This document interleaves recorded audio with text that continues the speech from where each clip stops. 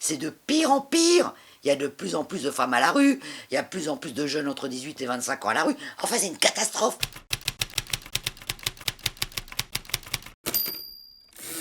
Moi, dès que le coronavirus est arrivé et qu'on a compris qu'il était dangereux, enfin, en tout cas, que ça se transmettait facilement, par rapport à la vie que j'ai eue pendant 15 ans dans la rue, j'ai dit, mais alors les SDF, parce que les sans-abri, la distanciation sociale, on ne connaît pas, on boit dans la même bouteille, on fume avec la même cigarette, enfin bref.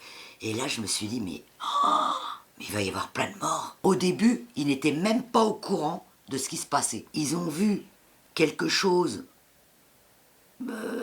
qui était inhabituel, mais il faut savoir que la majorité des sans-abri, même s'ils ont un portable, ils n'ont pas Internet.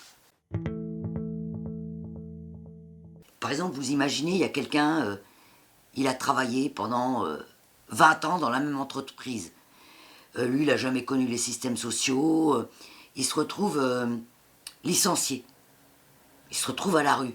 Mais comment il peut savoir qu'il faut déjà, lui, pour la personne, c'est compliqué d'aller voir un travailleur social. Quand je fais une conférence et que je dis à des gens, alors là, c'est pas des sans-abri, hein, c'est des cadres, c'est des chefs d'entreprise, et quand je leur dis, alors, est-ce que quelqu'un connaît le FSL? Personne ne connaît. Est-ce que quelqu'un connaît Adil? Personne ne connaît.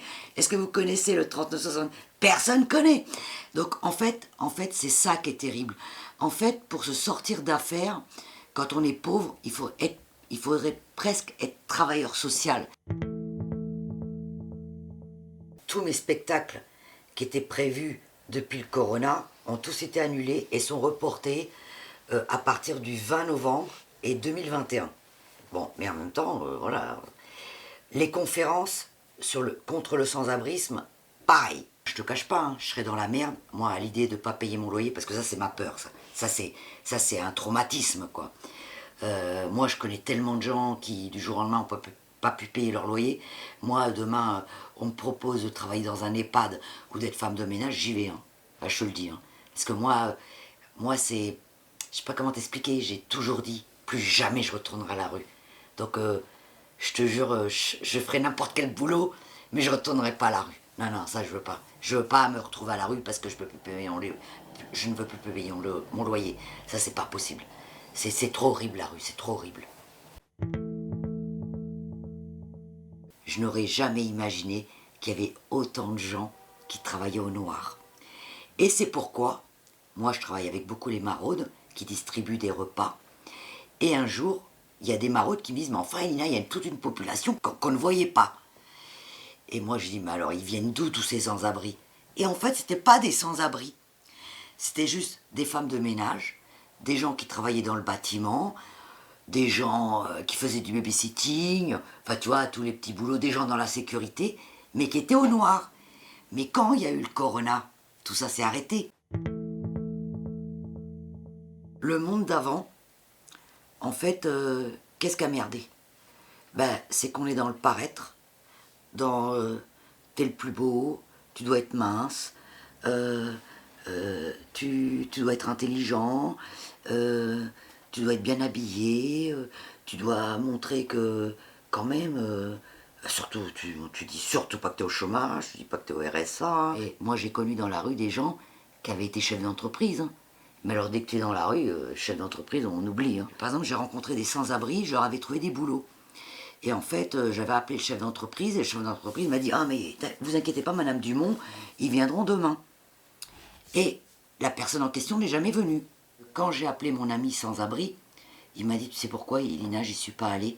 Parce que le bain-douche était fermé. » Et là, j'ai rappelé le chef d'entreprise, et il m'a dit « Remarque, Elina, je comprends, mais s'il puait, je l'aurais peut-être pas pris. » Et là, je lui ai parlé. J'ai dit « Mais écoute, c'est pour ça que moi, je veux être dans la vérité. Il faut que tu comprennes que c'est pas qu'il n'a pas voulu venir, mais il a tellement eu honte de ne pas pouvoir prendre un bain-douche avant de te voir. Ben, puis il n'avait pas vraiment d'unité pour t'appeler. Bon, entre-temps, il l'a repris. Tu te rends compte qu'à cause d'une douche, il n'a pas osé aller.